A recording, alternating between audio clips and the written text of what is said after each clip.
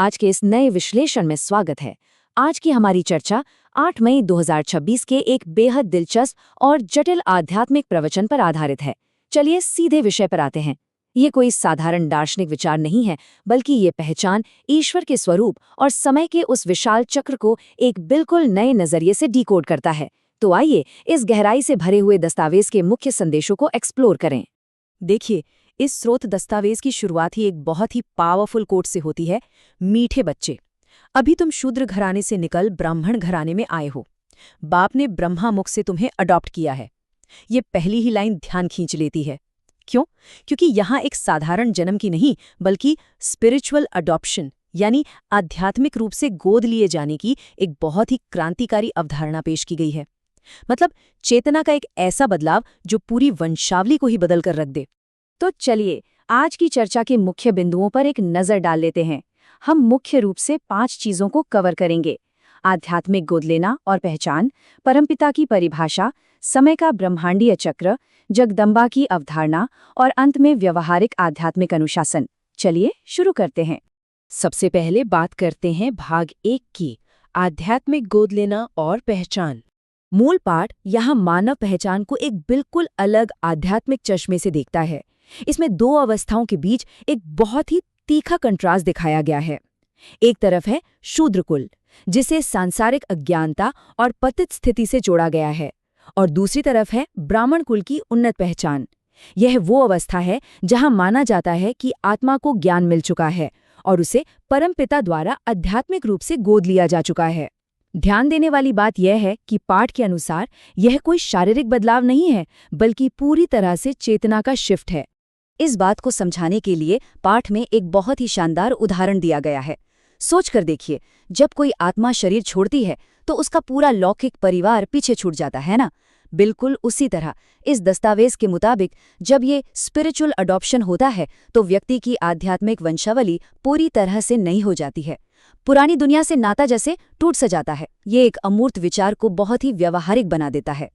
अब आगे बढ़ते हैं भाग 2 की ओर, परमपिता की परिभाषा।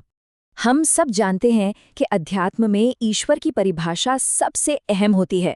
ये दस्तावेज परमपिता और उनके माध्यम के बीच एक बहुत ही स्पष्ट लकीर खींचता है। इसके अनुसार शिव बाबा वो निराकार परम आत्मा है जो सभी आत्माओं के सच्चे पिता हैं। लेकिन क्योंकि वो निराकार हैं, तो आध्यात्मिक रूप से गोद लेने के लिए एक भौतिक माध्यम तो चाहिए ना।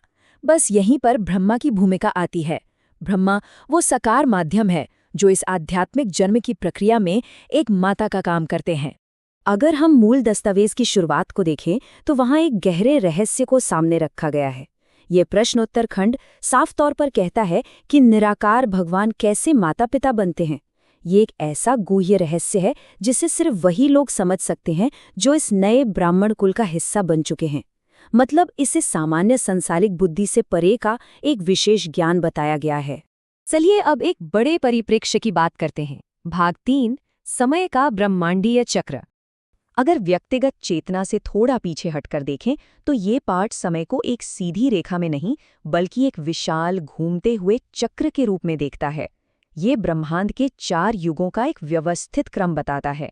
शुरुआत होती है सतयुग से, जिसे पूर्ण पवित्रता का समय माना गया है। फिर आता है त्रेता युग, उसके बाद द्वापर युग और अंत में कलयुग, जिसे पतन और अज्ञानता का चरम कहा गया है। यानी पवित्रता से शुरू होकर पतन की ओर जाने की एक पूरी कहानी। अब यहाँ एक बड़ा दिलचस्प पॉइंट आता है। आमतौर पर पारंपरिक रूप से माना जाता है कि कलयुग के अभी 40,000 साल बाकी हैं। लेकिन पता है, ये दस्तावेज इस मान्यता को सिरे से खारिज करता है।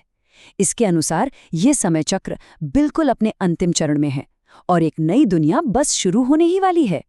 ये जो तात्कालिकता या कह लें अर्जेंसी की भावना है, वही इस पूरे दर्शन का सबसे बड़ा प्रेरक बल है। समय चक्र के ही बारे में एक और बहुत ही स्पेसिफिक नंबर दिया गया है, 84। पाठ ये स्पष्ट करता है कि एक आत्मा इस पूरे ब्रह्मांडीय चक्र के दौरान अनंत जन्म नहीं लेती, बल्कि अधिकतम ठीक 84 जन्म लेती है। यह एक फिक्स्ड गणितीय चक्र है और इस चक्र के पूरा होने के बाद ही आत्मा को फिर से अपना आध्यात्मिक जन्म और ईश्वरीय वर्षा पाने का मौका मिलता है। अब आते हैं भाग 4 पर, जगदम्बा यानी विश्वमाता की अवधारणा। इस आध्यात्मिक पारिवारिक वृक्ष में एक और बहुत ही खास किरदार है और वो है विश्व माता की भूमिका। मूल पाठ बताता है कि इस विशाल ब्रह्मांडीय ड्रामा प्लान में सिर्फ पिता से काम नहीं चलता, एक माता की भी जरूरत होती है और ये उपाधि ब्रह्मांड की सबसे अनन्य आत्मा को दी जाती है। ये पूरी तरह से इस ब्रह्मांडीय नाटक में स्त्री ऊर्जा के महत्व को स्थापित करता है। इस बारे में पाठ एक बहुत ही गहरी बात कहता है।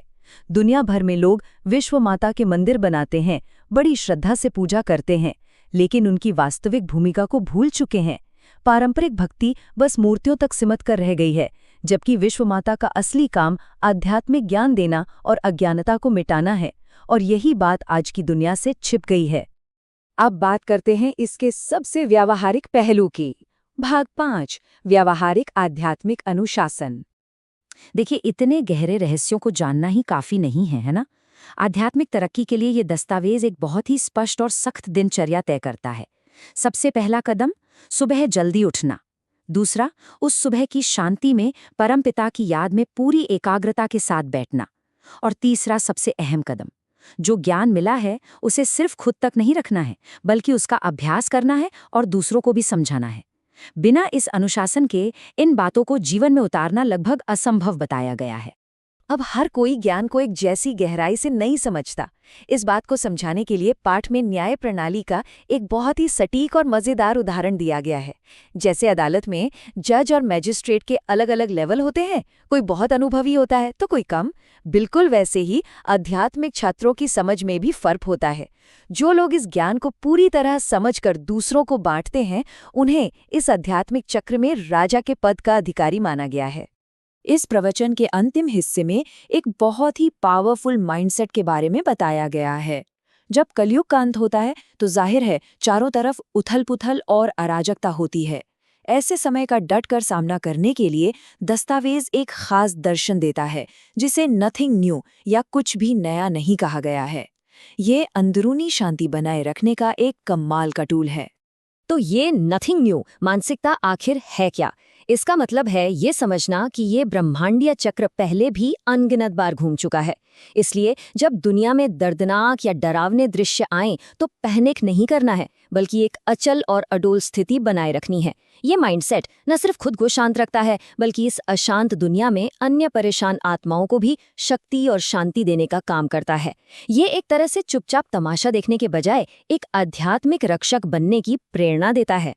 इस विश्लेषण को खत्म करने से पहले एक सवाल है जो सोचने पर मजबूर कर देता है।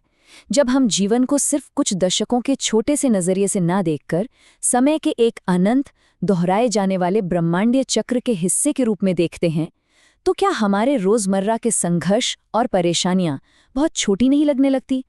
क्या ये विशाल नजरिया आज की इस भागदौड़ भरी दुनिया में सच्ची शांति खोजने की चाबी हो सकता है? खैर, इस चर्चा का हिस्सा बनने के लिए बहुत बहुत धन्यवाद। उम्मीद है इस विश्लेषण ने कुछ नए और दिलचस्प नजरिए जरूर दिए होंगे।